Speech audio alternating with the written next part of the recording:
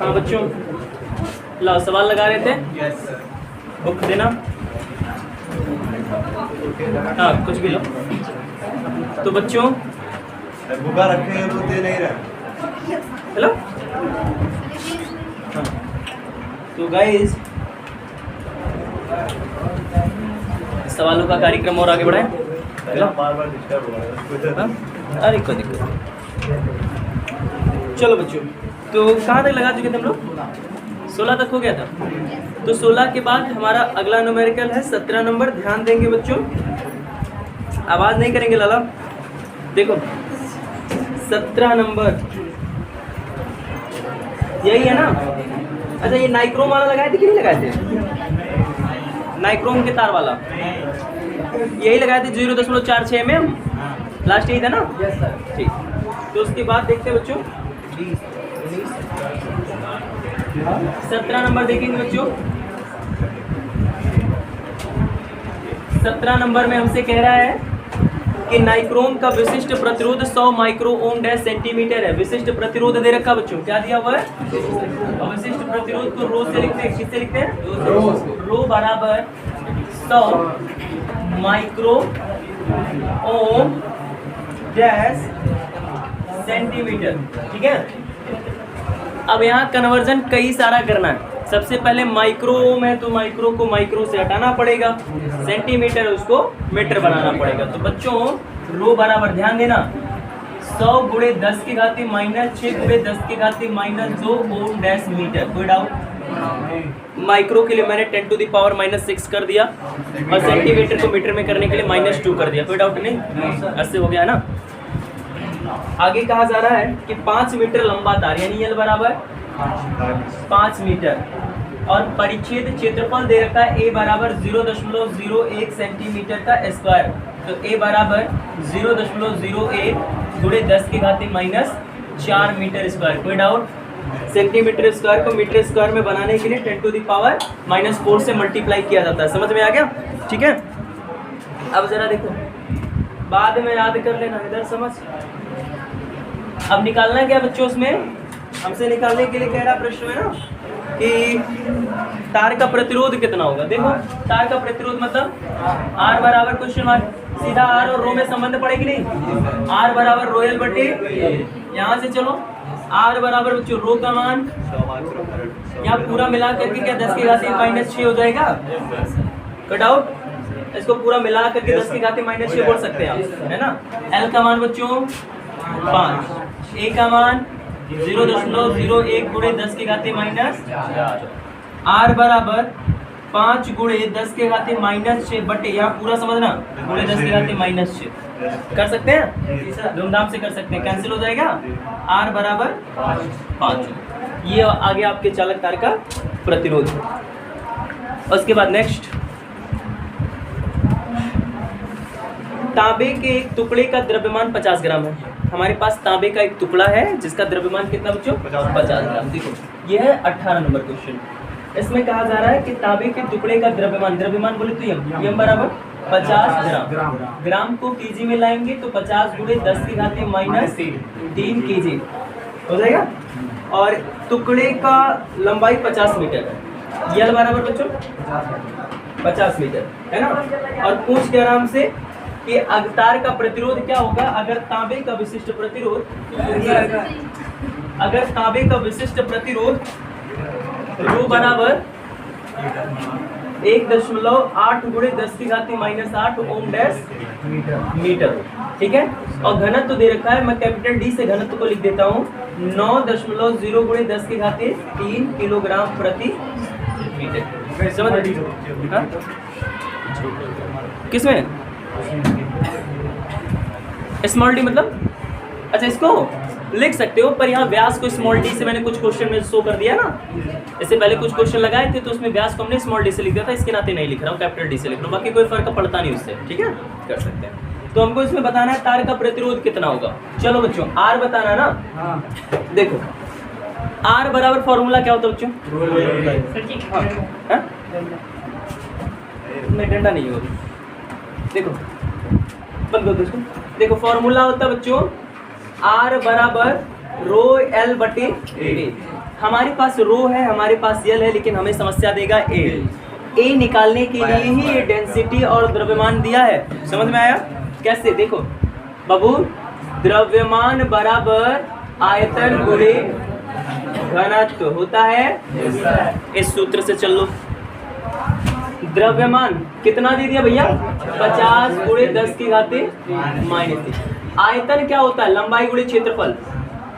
लंबाई गुणे क्षेत्रफल सदैव आयतन बनता है। समझ में आया? तो तार की लंबाई में तार का अगर एरिया गुणा कर देगा तो तार का आयतन बन जाएगा।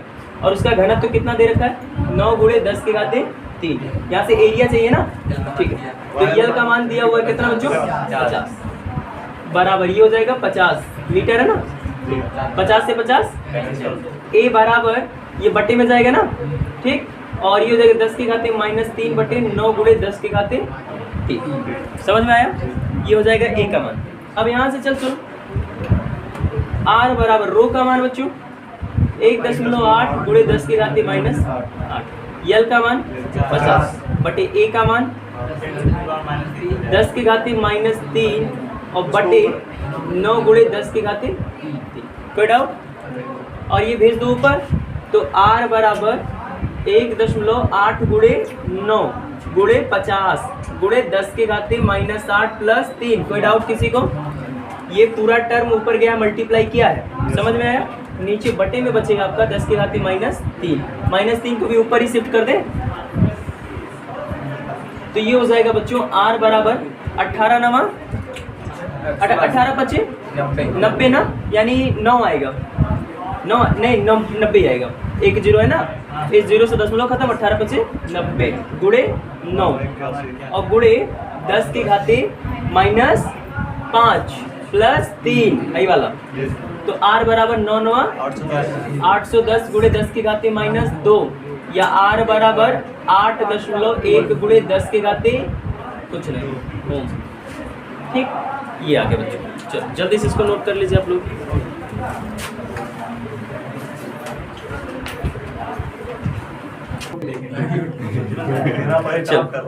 हाँ, वो यूट्यूब में मिलेगा, एक दिन में बाल कैसे लंबे करने हैं। सब कुछ यूट्यूब पर मिलता है। चलो अगला देखो, 18 नंबर 17 था ना बच्चों, 19। चलिए बच्चों देखिए, कह रहा है क्रमशः 10 सेंटीमीटर और 20 सेंटीमीटर आंतरिक व बाह्य त्रिज्याओं के 1 मीटर लंबे खोखले बेलनाकार पाइप का प्रतिरोध ज्ञात कीजिए। पाइप की प्रतिरोधकता 2 गुणे 10 के घाते -8 ओम डैश मीटर है। यह हमसे कहा जा रहा है। ऐसे देखो बच्चों, 2 त्रिज्या दिया गया है। एक दिया गया है R1 बराबर 10 सेंटीमीटर, मीटर में कितना जाएगा? 10 गुणे 10 की घाते -2। समझ में आया? और R2 बराबर दिया गया बच्चों 20 सेंटीमीटर, मीटर में कितना जाएगा? 20 गुणे 10 की घाते -2 मीटर। अरे 10 गुणे 10 की घाते -2 मीटर हो जाएगा। इसमें कोई डाउट? तो आम बात है। और कह रहा है कि अगर पाइप की जो लंबाई हो वो 1 मीटर हो, यानी यल बराबर 1 मीटर बच्चों, यल बराबर 1 मीटर, और पाइप के पदार्थ का विशिष्ट प्रतिरोध दे रखा है रो बराबर 2 गुणे 10 की घाते -8 ओम डैश मीटर। तो प्रतिरोध बताना है इसका। क्या बताना बच्चों? प्रतिरोध बताना है। R बराबर क्वेश्चन मार्क, रेडियस, द्रव्यमान, घनत्व है ना, व्यास, ऐसी सब चीजें प्रश्नों में, इस चैप्टर के प्रश्नों में एक ही कारण से दी जाती है ताकि आप वहां से एरिया निकाल सके। समझ में आया? चलो निकाल देते हैं बच्चों। सबसे पहले हमें पता है कि मैं फॉर्मूला लगाऊंगा R बराबर रोयल बटे ए। हमारे पास समस्या ए है क्योंकि R निकालना है, तो ए पहले से नहीं पता। पर क्या दिक्कत है? देखो आपको पता होगा कि खोखले बेलन में ऐसे कंडीशन होते हैं। खोखला बेलन ऐसे ही तो होता है बच्चों, खाली इतना ही हिस्सा आपका मटेरियल होता है, बाकी बीच में खाली खोखला रहता है ना, ऐसे ही रहता है। अब बच्चों आपको क्या करना है, इसी जो मैंने मार्क कर दिया, इसी मार्क किए हुए हिस्से का क्षेत्रफल निकालना है। तो क्या करो, पहले ये पूरा क्षेत्रफल निकाल दो, पूरा क्षेत्रफल निकाल दो, फिर अंदर का क्षेत्रफल निकाल दो, और बाहर के क्षेत्रफल में से अंदर का क्षेत्रफल घटा दो, मिल जाता है। समझ में आया? ठीक। तो बेलन का क्षेत्रफल, खोखले बेलन का क्षेत्रफल ऐसे निकाला जाता है। चलिए देखिए निकाल देंगे यहाँ पे R बराबर रो का मान कितना बच्चों 2 गुणे 10 की घाती माइनस 8, यल का मान 1 की जगह पे बच्चों पाई R2 का स्क्वायर माइनस R1 का स्क्वायर। ये मैं कैसे लिख रहा हूँ समझ में आ रहा है? हाँ, ये मैं बाहरी त्रिज्या वाले वृत्त का क्षेत्रफल निकाल करके आंतरिक वाले का घटा रहा हूँ। तो जिसमें पाई कॉमन आएगा क्योंकि वृत्त की जो त्रिज्या होती है पाई R स्क्वायर होती है क्षेत्रफल। यहाँ से चल रहा हूँ, समझ में आया? यहाँ समझने में कोई डाउट नहीं? ठीक है। R बराबर बच्चों 2 एकन्यम गुणे 10 की घाती माइनस पाई, पाई का मान हो जाएगा 3.1 और यहाँ पे R1 का R2 का स्क्वायर करेंगे बच्चों 20 का स्क्वायर 400 गुणे 10 की घाती माइनस 4, फिर माइनस सिंबल R1 बच्चों 100 गुणे 10 की घाती माइनस 4। R बराबर देखो 2 गुणे 10 की घाती माइनस 60 और यहाँ देखो 100 कॉमन है और 100 कॉमन लेकर के 3.14 में उसका गुणा करा दो, 100 से इसमें मल्टीप्लाई कराओ तो यहाँ बचेगा 4, अच्छा 10 की घाती 4 कॉमन ले लो, 10 की घाती 4 भी कॉमन ले लो तो अंदर बचेगा 4 माइनस 1। कोई डाउट? R बराबर 2 गुणे 10 की घाती माइनस 8 बटे 100 का इसमें मल्टीप्लाई करोगे 300 गुणे 10 की घाती 4 माइनस 4 गुणे 3। कोई डाउट? और इतना हो जाएगा ना? ठीक। और इसके बाद हाँ इसको ऊपर भेज दो तो ये आ जाएगा आपका R बराबर 2 गुणे 10 की घाती माइनस 4, क्योंकि ये माइनस 4 ऊपर जाएगा और वहाँ माइनस 8 है तो प्लस 4 हो जाएगा, माइनस 8 से उसको ऐड करोगे तो कितना बचेगा और यहाँ हो जाएगा 314 गुणे 3, 2 से इसको काटोगे तो ये आ जाएगा आपका 2 एकन्यम 2, 2 पचे 10, 2 साते 14। R बराबर 10 की घाती माइनस 4 बटे 7 त्रिक 21, हासिल लगा 2, 5 तिहाई 15, 2 17, हासिल लगा 1, 3 एकन्यम 3 1 4, 4 से 71 आएगा, 4 से 71 आएगा ना?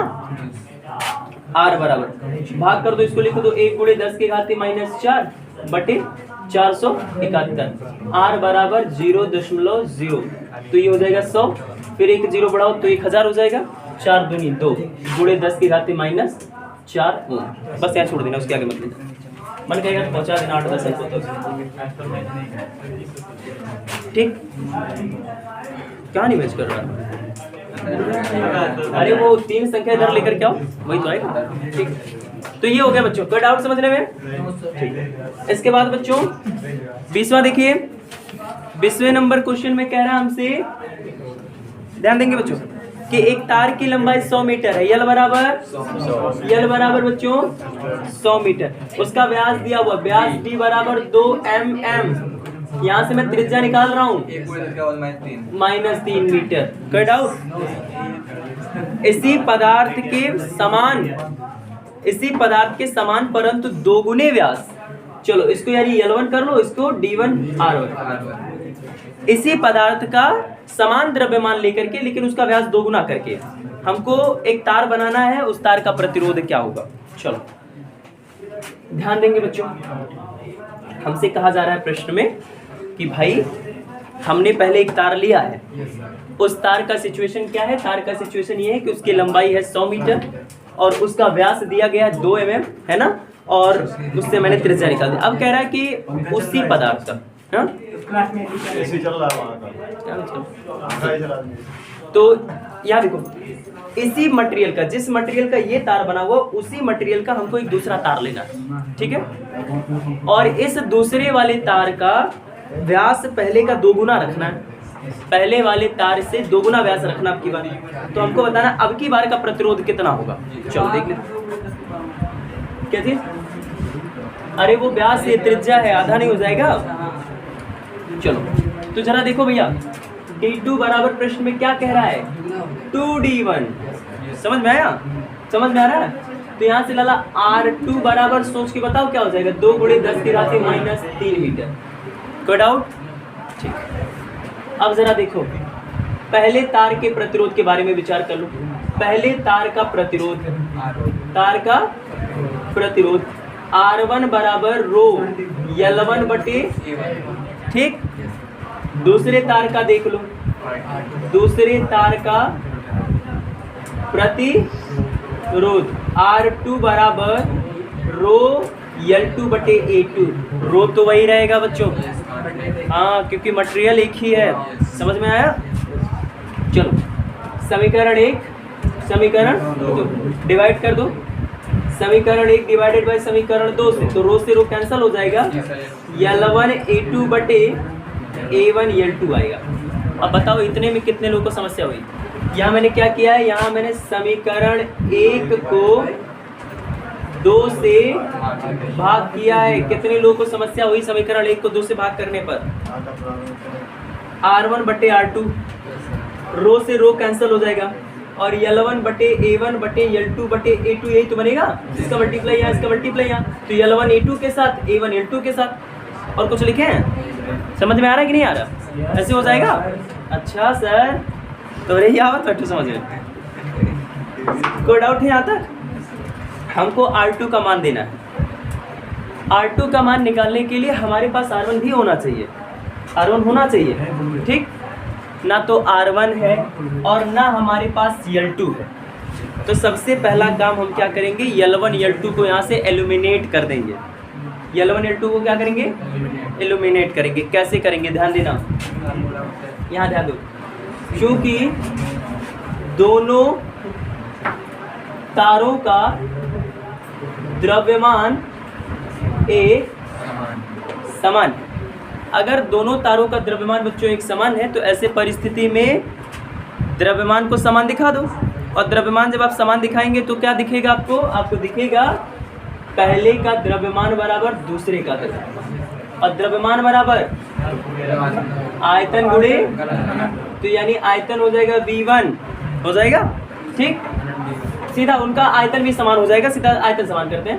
V1 बराबर V2, द्रव्यमान समान है भैया तो उनका आयतन समान रहेगा।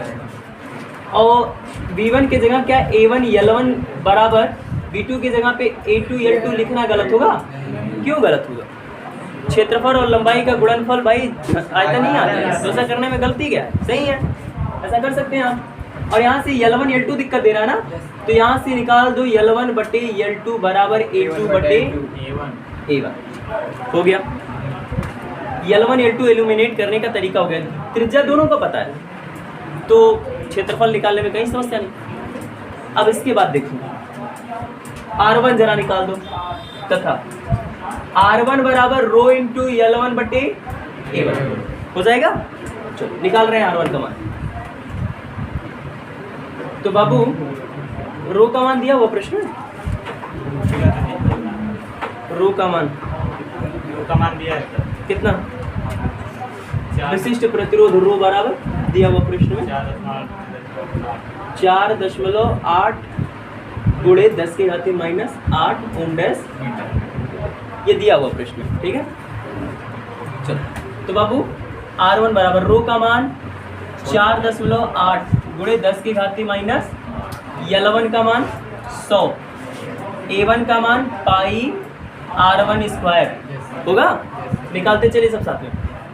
और यहाँ से R1 बराबर 100 का मल्टीप्लाई इसमें करोगे तो ये 480 गुणे 10 की घाते, अब तो यहाँ से 0 हटा करके क्या मैं इसको 48 गुणे 10 की घाते -7 लिख सकता हूँ। और 3.14 गुणे R1 का मान बच्चों 1 का स्क्वायर 1, 10 की घाते -6 वर्ग करके मैंने मान रखा है। R1 भी मिल गया, सारा मान यहाँ रख दो। अब जरा देखो R1 की जगह पे कितना बच्चों, सीधा यहाँ से पहले R2 का मान निकाल दो। R2 बराबर, ध्यान देना, R2 बराबर R1 गुणे A1 बटे A2 गुणे L2 बटे L1। अब ये मैंने जो किया है कितने लोगों को समझ में नहीं आया पहले ये बताओ। चलो देखो यहाँ लिखा था R1 बटे R2 बराबर L1 A2 बटे A1, ये लिखा था। इन दोनों का गुणा कर दो इसके साथ और इसका गुणा कर दो उसके साथ। चलो तो यहाँ आ जाएगा R1 A1 L2 बराबर R2 L1 A2 हो जाएगा। इसका मान चाहिए R2 का ना, तो ये दोनों कहाँ आ जाएंगे, नीचे आ जाएंगे। तो ये हो जाएगा R2 बराबर R1 इंटू A1 L2 बटे L1 A2 और वही लिखा है, देखिए A1 बटे A2, A1 बटे A2, L2 बटे L1, L2 बटे L1, ठीक है, वही लिखा है, समझ में आ रहा?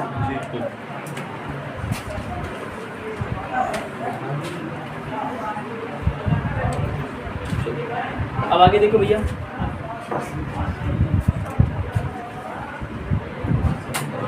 R2 बराबर R1 का मान बच्चों 48 गुणे 10 की घाती -7 बटे 3.14 गुणे माइनस हो जाएगा, कोई डाउट?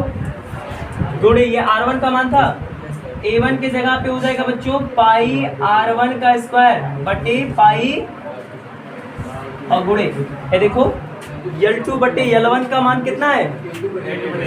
A2 बटे A1, ठीक है, तो यहाँ जरा रख दो, तो ये हो जाएगा पाई R1 का स्क्वायर बटे पाई R2 का स्क्वायर, ये पाई से पाई कैंसिल, ये इससे कैंसिल, R2 बराबर भैया सॉल्व कर ले जाएंगे, मैं मान सब रख दे रहा हूँ, 48 गुणे 10 की घाती -7 बटे 3.14 गुणे 10 की घाती -6 गुणे, यहाँ देखो R1 और R2 सबका मिला करके अगर मान रखें हम यहाँ पे, तो यहाँ हो जाएगा R1 का स्क्वायर R2 का स्क्वायर के होल पावर 2, समझ में आ रहा है?